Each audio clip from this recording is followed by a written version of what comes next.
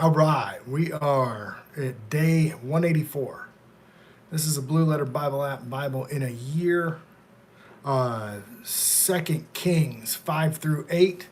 And the reason why we do this is because one of the reasons would be like Isaiah 46:10, declaring the end from the beginning, from the ancient times, the things that are not yet done, saying, my counsel shall stand, and I will do my pleasure. Okay? Calling a ravenous bird from the east, the man that executeth my counsel from a far country. Okay? The knowledge of God, more than burnt offerings. Our lack of knowledge of God, our rejection of the knowledge of God. That's Isaiah 6:6 and Isaiah 4:6. It's a rejection. People reject the knowledge of God. And then they end up doing the same things over and over again. So we are in 2 Kings 5 through 8. And that's getting closer to where Yahovah divorces his people. The northern kingdom.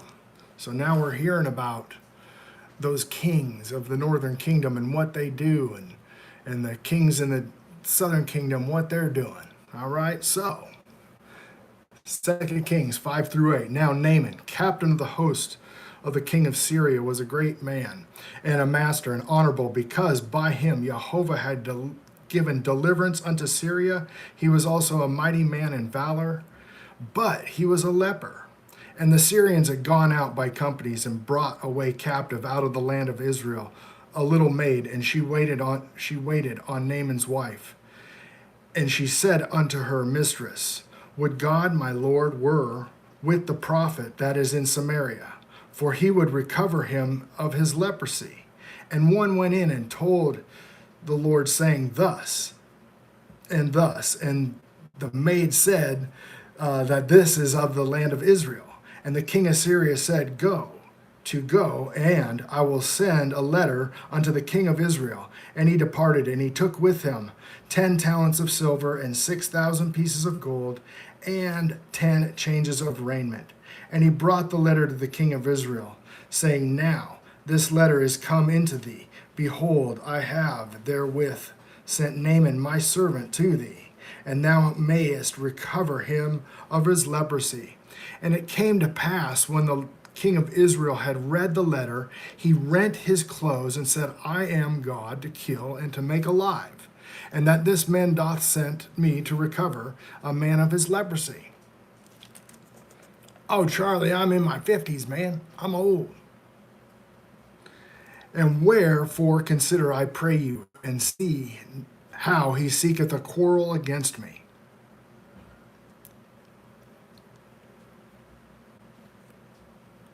God to kill and make alive. Wherefore to kill? Okay, so that now we're seeing that. Okay, so the king of Israel's like, how am I supposed to do it? And it was so that when Elijah, the man of God, had heard that the king of Israel had rent his clothes, that he sent to the king, saying, wherefore hast thou rent thy clothes? Let me come now, and I shall know that there is a prophet in Israel. And Naaman came with his horses and his chariots, and he stood at the door of the house of Elijah. And Elijah sent messenger unto him, saying, go and wash in the Jordan 7 times, and thy flesh shall come again to thee, and thou shalt be clean. And Naaman was wroth, and he went away. And he said, Behold, I thought, and I will surely come out to me, and stand and call on the name of Yahovah his God, and strike his hand over the place and recover the leper. Are not Abna and Pharpar rivers of Damascus better than the waters of Israel? May I not wash in them and be clean? So he turned and he went away in a rage. And his servants came near and spake to him and said, my father, if the prophet had bid thee to do some great thing, wouldest thou not have done it? How much rather then be, he said to thee, to wash and be clean? And he went down and he dipped himself 7 times in the Jordan, according to the saying of the man of God. And his flesh came again like unto the flesh of a little child, and he was clean. And he returned to the man of God, and he and his company, and he came before and stood before him, and he said, Behold, now I know that there is no God in all the earth but in Israel. Now, therefore, I pray thee to make a blessing of thy servant. So, we know not how it all works. The prophet tells him to go dip in the river 7 times. You go dip in the river 7 times, man.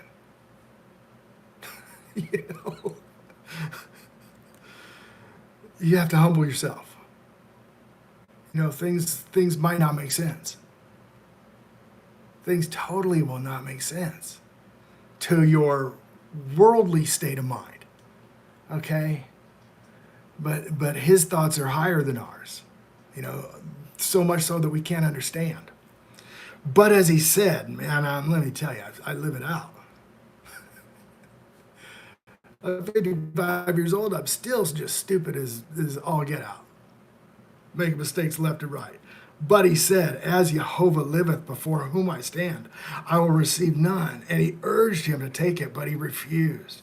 And Naaman said, Shall there not be then, I pray thee, given to thy servant 2 mules, the burden of the earth, for thy servant will henceforth neither burn offering nor sacrifice to other gods, but unto Yahovah. In this thing, Yahovah pardon thy servant, that when my master goeth into the house of Rimmon to worship there, he leaneth on my hand, and I bow myself to the house of Rimmon, and then I bow myself in the house of Rimmon, and Yahovah pardon thy servant in this thing. And he said unto him, Go in peace. So he departed from him a little ways. But Gehazi, but Gehazi, the servant of Elijah, the man of God, said, Behold, my master hath spared Naaman the Syrian in not receiving at his hands which he had brought. But as Yahovah liveth, I will run after him and take somewhat of him. So Gehazi followed after Naaman, and when Naaman saw him running after him, he lighted down from the chariot to meet him and said, Is all well? And he said, All is well. My master hath sent me, saying, Behold, even now there come to me from Mount Ephraim 2 young men, the sons of the prophets. Give them, I pray, a talent of silver and 2 changes of garment. And Naaman said, Be content, take 2 talents. And he urged him, and he bound the talents of silver in 2 bags with 2 changes of garments, and laid them upon the servants, and they bare them before him. And he came to the tower, and he took them from their hand and bestowed them in the house. And he let the men go, and they departed. But he went and stood before his master Elijah. And he said unto him, What comest thou, Gehazi? And he said, Thy servant went no whither. And he said unto him, Went not my heart with thee when the man turned again from his chariot to meet thee? Is it time to receive money and to receive garments and olive yards and vineyards and sheep and oxen and men servants and maidservants? The leprosy therefore of Naaman shall cleave unto thee, unto thy seed forever. And he went out from the presence as a leper, as white as snow. What is that? Jeremiah. Our hearts are wicked. Hearts are wicked, folks. And it said, do not look for increase. Do not preach about increase. And the sons of this world, And the sons of the prophets said unto Elijah, Behold now, the place where we dwell with thee is too strait for us. Let us go, we pray thee, unto the Jordan, and take hence every man a beam, and let every man make us a place where we may dwell. And he answered, Go ye. And one said, Be content, I pray thee, and go with thy servants. And he answered, And I will go. And he went with them, and they came to the Jordan, and they cut down wood. But as one was felling a beam, the axe fell onto the water, and he cried, and he said, Alas, master, for it was borrowed. And the man of God said, Where fell it? And he showed him in the place, and he cut down the stick and cast it hither, and the iron did swim. And therefore he said, Take it up with thee, and put it on his hand, and he took it. And the king of Syria warred against Israel. and took counsel with the servants, saying, in such a place shall be my camp. And the man of God sent unto the king of Israel, saying, beware that thou hast such a place, for hither the Syrians are come down. And the king sent to the place which the man of God told him, and warned him of. And he saved himself there not once nor twice. Therefore the heart of the king of Syria was sore and troubled for this thing. He called his servants and said to them, will ye not show me which of us is for the king of Israel? And one of his servants said, none, my lord, O king, but Elijah the prophet that is in Israel telleth the king of Israel the words that thou speakest in thy bedchamber. And he said, go and spy. He said, go and spy where he is, and that I may send and fetch him. And it was told him, saying, behold, he is in Dothan. Therefore he hither horses and chariots and a great host, and they came by night and compassed the city about. And when the servant of the man of God was risen early and gone forth, behold, the host compassed the city, both with horses and chariots. And the servant said unto him, alas, my master, how shall we do? And he answered, fear not, for they that be with us are more than they that be with them. And Elijah prayed and said, Yahovah, I pray thee, open his eyes that he may see. And Yahovah opened his eyes, and the young man saw. And behold, the mountain was full of horses and chariots of fire round about Elijah. And when they came down to him, Elijah prayed unto Yahovah, saying, smite the people, I pray thee, with blindness. And he smote them with blindness according to the word of Elijah.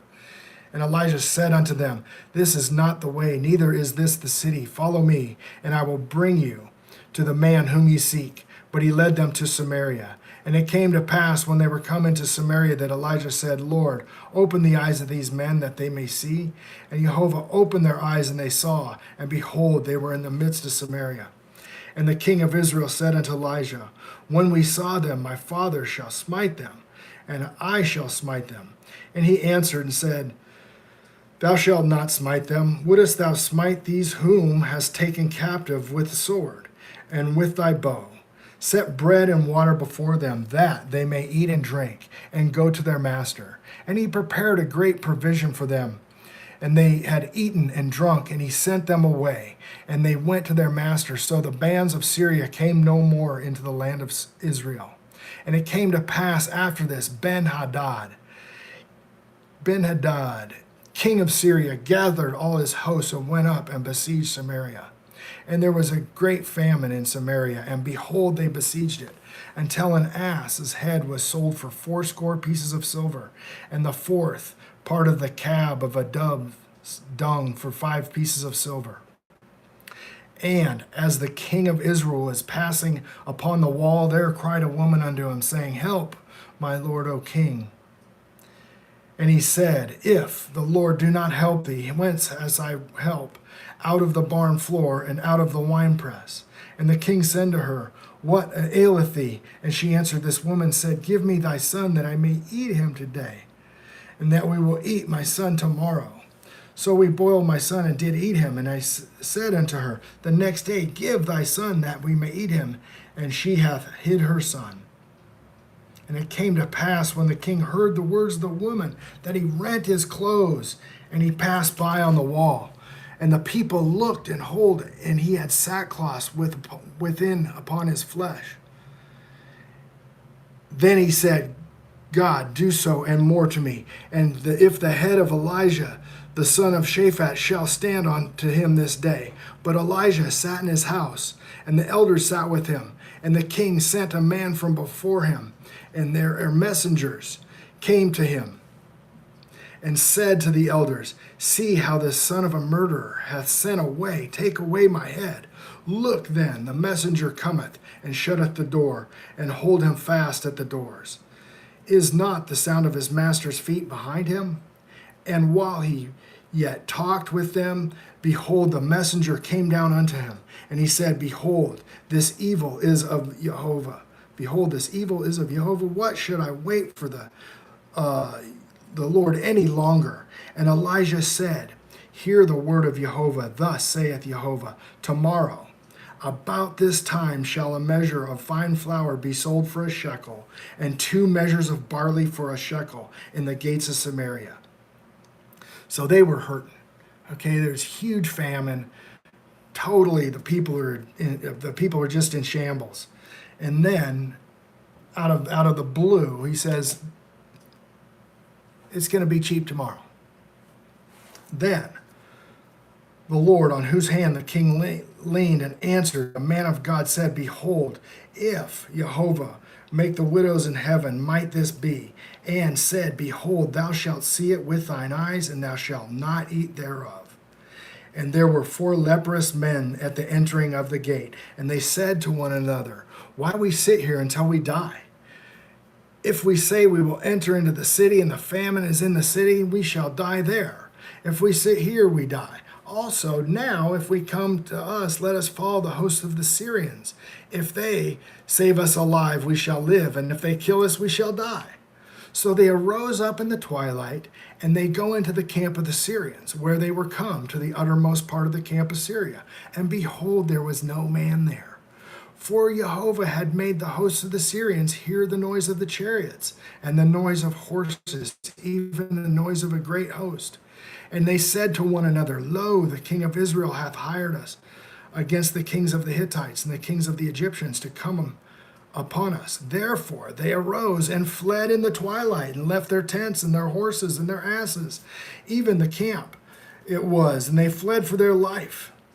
And then these lepers came to the uttermost part of the camp, and went into one tent, and did eat and drink, and the carriers hence the silver and gold and the raiment, and went and hid it, and came again and entered into another tent, carried hence also, and went and hid it.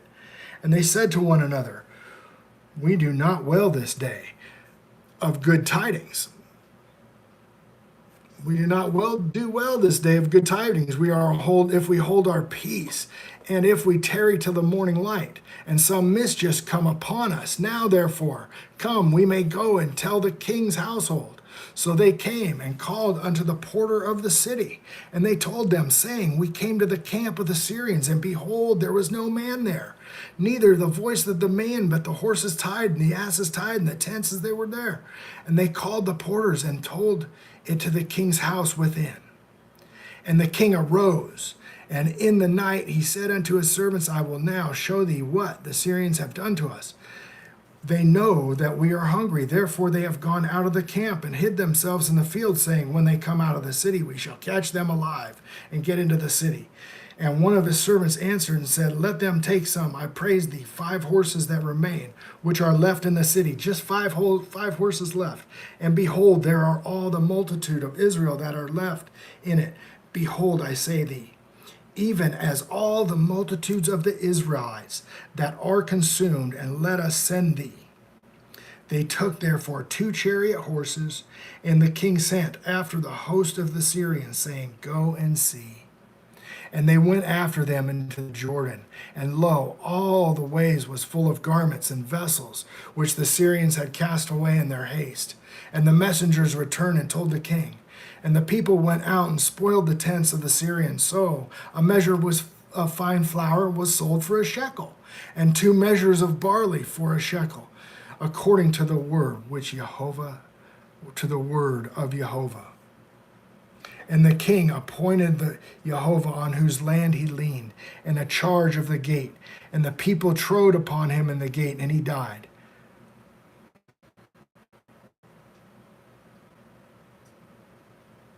And the man of God said, who spake when the king came down to him? And it came to pass, as the man of God had spoken to the king, saying, 2 measures of barley for a shekel, and 2 measures of fine flour for a shekel, shall be tomorrow, about this time, in the gates of Samaria. And that the Lord answered the man of God, saying, now, behold, if the Lord should make windows in heaven, might such a thing be? And he said, behold, thou shalt see it with thine eyes, but thou shalt eat thereof. So it fell out on him, for the people trode upon him in the gate, and he died. Then spake Elijah unto the woman whose son had restored to life, saying, arise, and go, and and go thou in thine house, and hold and sojourn wherever thou canst sojourn. For Jehovah had called for a famine, and it shall come upon the land 7 years. And the woman arose and did, after saying the man of God. And she went with her household and sojourned in the land of the Philistines 7 years. And it came to pass at 7 years' end that the woman returned out of the land of the Philistines, and she went forth to cry unto the king for her house and her land. And the king talked with Gehazi, the servant of the man of God, saying, Tell me, I pray thee, all the great things that Elijah hath done. And it came to pass, as he was telling the king how he had restored the dead body to life, that behold, the woman whose son had restored to life cried to the king in her house for her land. And Gehazi said, My lord, O king, this is the woman. This is her son, whom Elijah restored to life. And the king asked, and the woman, she told him. And the king appointed her to a certain officer, saying, Restore all that was hers, and all the fruits of her fields since that day. And she left out of the land until even now. And Elijah came to Damascus, and Ben-Hadad, the king of Syria, was sick. And it was told him, saying, The man of God is come hither. And the king said unto Hazael, Take a present in thy hand, and go and meet the man of God, and inquire of the Lord by him, saying, Shall I recover of this disease? So Hazael went to meet with him, and took a present with him of every good thing of Damascus, 40 camels and a burden, and came and stood before him. And thy son, and Ben-Hadad, king of Syria, hath sent me, saying, Shall I recover of this disease? And Elijah said to him, Go, say unto them, Thou mayest certainly recover, howbeit Jehovah hath showed me that he shall surely die. Thou mayest certainly recover, but howbeit show me that he will surely die. And he settled his countenance steadfastly until he was ashamed. And the man of God wept. And Hazael said, Why weepeth my lord? And he answered, Because I know the evil thou wilt do unto the children of Israel. And their strongholds wilt thou set on fire, and their young men which thou slay with a sword, and will dash their children, and rip up their women with child. And Hazael said, What is thy servant, a dog, that he should do this great thing? And Elijah answered, Jehovah has showed me that thou shalt be the king over Syria. So he departed, and from Elijah, and he came to his master, who said to him, What said Elijah to thee? And he answered, and he told me that thou shouldest surely recover. And it came to pass on the morrow that he took a thick cloth, and dipped it in water, and spread it on his face, that he died. And Hazael reigned in his stead.